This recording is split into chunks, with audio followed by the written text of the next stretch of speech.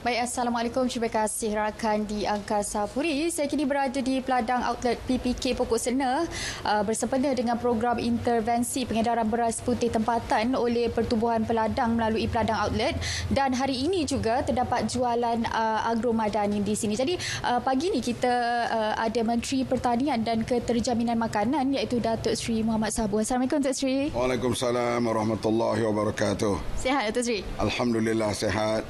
Alhamdulillah. Baik Datuk Seri, hari ini kita lihatlah penglibatan LPP dalam program ini. Mungkin Datuk Seri boleh ulas sedikit berkenaan langkah intervensi yang dijalankan ini.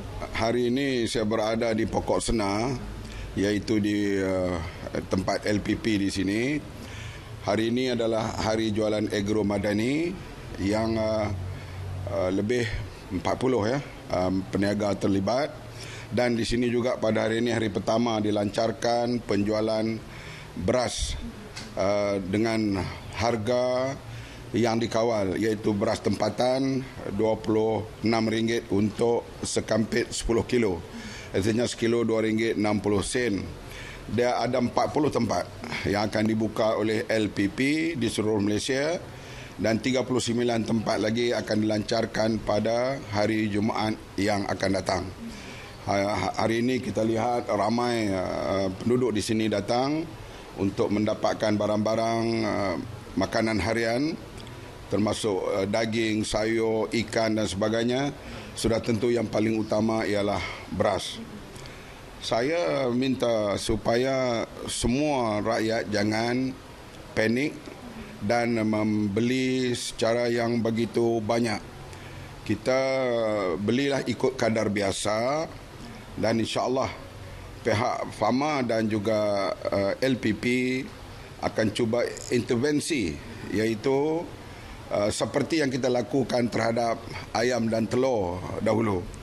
InsyaAllah kita akan cuba memenuhi pasaran dengan harga yang tidak berubah, iaitu harga beras tempatan.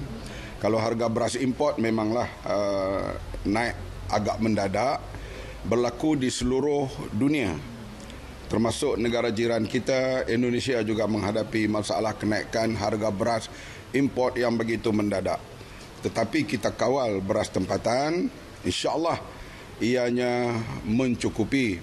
Cuma jangan kita rasa panik membeli dengan begitu banyak untuk stok.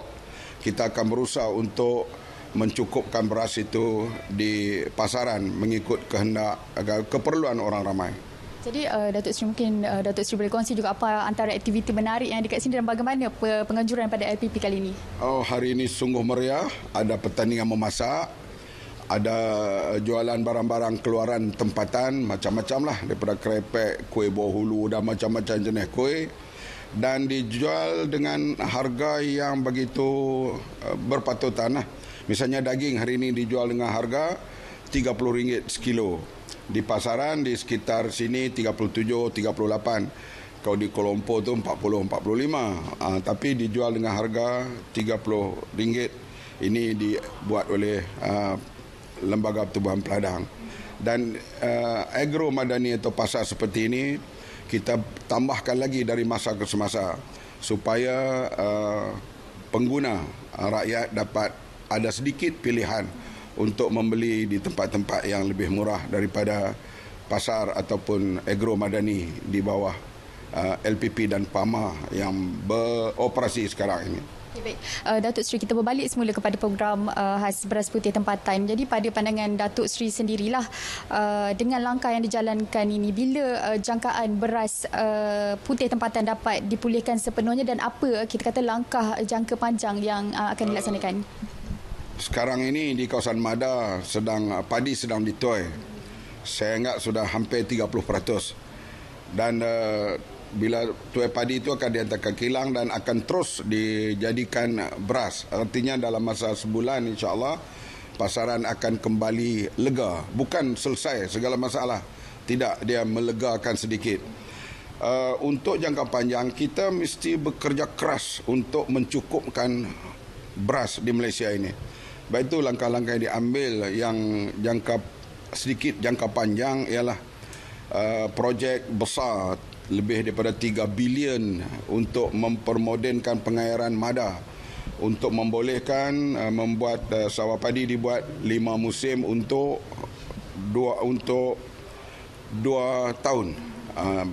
Jadi di samping jangka yang segera, kita cuba menggalakkan para petani untuk terlibat dengan pemodenan, masuk baja-baja jenis baru dan sebagainya, dan juga pembukaan sawah seperti alas kincan, artinya kena tumpu sepenuhnya seperti yang dibuat di Lat Seribu Perlis, di mana hasilnya mencapai 11.4 tan. Begitu juga kita juga sedang berusaha untuk membuka sawah di Kadar Kelantan yang sekarang dah di peringkat perundingan, yang supaya ia dapat dipercepatkan. Dan swasta diminta terlibat di mana tanah-tanah yang diusahakan secara besar, pihak swasta diminta terlibat, termasuklah sekarang ini penglibatan FGV, iaitu yang di bawah Felda juga terlibat dalam pengusahaan padi ini, termasuklah di Pasir Salak dan beberapa tempat yang lain. Dan nampaknya hasil begitu meningkat. Kita kena berusaha, insya-Allah Malaysia dengan tanahnya yang subur, dengan keadaan rakyatnya yang bersedia, saya yakin kita boleh mencapai SSR dalam jangka yang tidak begitu lama. Ini mesti usaha ini berterusan dari masa ke semasa.